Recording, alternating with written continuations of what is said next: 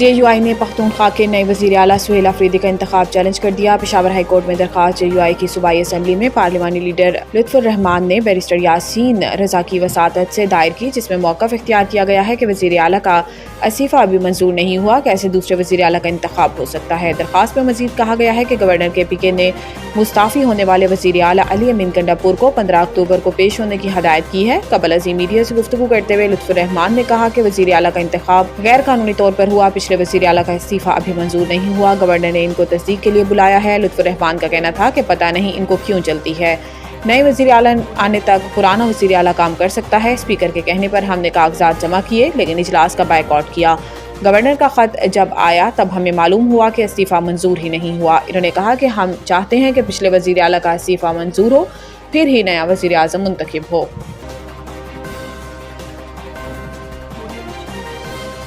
امریکی انتظامیہ کے ساتھ کامیاب مذاکرات کے نتیجے میں ٹیرف ڈیل عمل میں آئی۔ وفاقی وزیر خزانہ اور محصولات سینیٹر محمد اورنگزیب نے ان جذبات کا اظہار معاون امریکی وزیر خزانہ برائے بین الاقوامی مالیات رابرٹ کیپٹوت اور کانسلر جوناتھن سے یہاں واشنگٹن DC میں ملاقات کے دوران کیا۔ واضح رہے کہ وزیر خزانہ IMF اور ورلڈ بینک کے سالانہ اجلاسوں میں شرکت کے لیے واشنگٹن میں موجود ہیں۔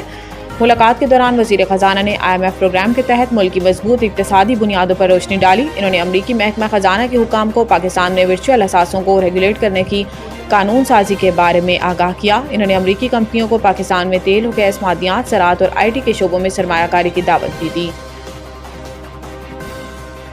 ملک بھر میں 18 گھنٹوں کے لیے انٹرنیٹ بند، PTCL نے صارفین کو خبردار کر دیا۔ PTCL کے مطابق مرمتی کام 14 اکتوبر کو صبح 11 بجے شروع ہوگا اور یہ عمل تقریباً 18 گھنٹے تک جاری رہ سکتا ہے۔ کمپنی نے اپنے بیان میں بتایا کہ اس دوران صارفین کو انٹرنیٹ کی رفتار میں کمی اور رابطے میں مشکلات کا سامنا کرنا پڑ سکتا ہے۔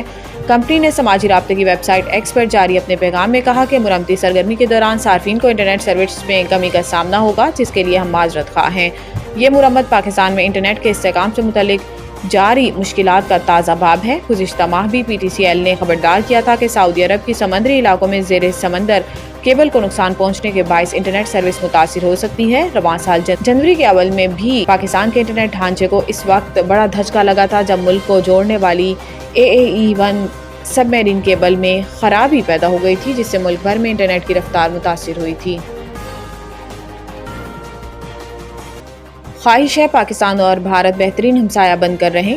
مصر میں غزہ جنگ بندی معاہدے پر 40 ممالک کے دستخط کے بعد صدر ٹرمپ نے اس اہم ترین موقع پر کی گئی پریس کانفرنس میں خواہش ظاہر کی ہے کہ وہ چاہتے ہیں کہ بھارت اور پاکستان بہترین ہمسائے بن کر رہیں۔ پریس کانفرنس کے دوران ٹرمپ نے وزیر اعظم شہباز شریف کی جانب دیکھ کر انہیں عظیم رہنما قرار دیا۔ اس موقع پر وزیر اعظم شہباز شریف نے مثبت رد عمل کا اظہار کرتے ہوئے کہا کہ ہم نے بھارت کے 7 طیارے گرائے تھے۔ امریکی صدر ڈونلڈ ٹرمپ نے آرمی چیف عاصم منیر کو بھی فیورٹ فیلڈ مارشل قرار دے دیا۔ امریکی صدر نے آج ایئر فورس 1 میں صحافیوں سے گفتگو کرتے ہوئے کہا تھا کہ پاکستان اور بھارت کی جنگ ٹیرف کی مدد سے روکی تھی۔ یاد رہے کہ صدر ٹرمپ نے اسے قبل کئی بار پاک بھارت جنگ بندی کا کریڈٹ لیتے ہوئے کہا کہ انہوں نے اس معاملے کو تجارت کے ذریعے حل کیا۔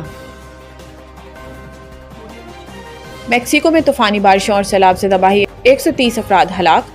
غیر ملکی میڈیا کے مطابق شدید بارشوں اور سیلاب سے 1 لاکھ مکانات متاثر ہوئے، سڑکیں، پل سمیت انفراسٹرکچر تباہ ہو گیا۔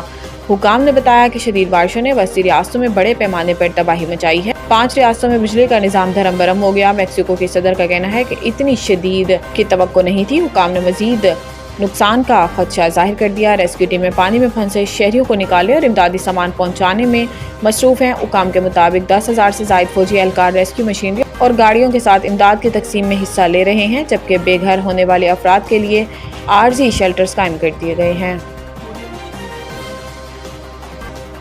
کوہلی کا RCB سے نیا کمرشل معاہدہ کرنے سے انکار، IPL سے ریٹائرمنٹ کی افواہیں۔ بھارتی میڈیا رپورٹس کے مطابق خبریں گردش کر رہی ہیں کہ وراٹ کوہلی نے IPL میں اپنی ٹیم رائل چیلنجرز بنگلور کے ساتھ 2026 کے سیزن کے لیے نیا کمرشل معاہدہ کرنے سے انکار کر دیا، جس کے بعد رائل چیلنجرز بنگلور کے لیجنڈری کھلاڑی وراٹ کوہلی کے IPL کے مستقبل کے حوالے سے سوالات اٹھانا شروع ہو گئے ہیں۔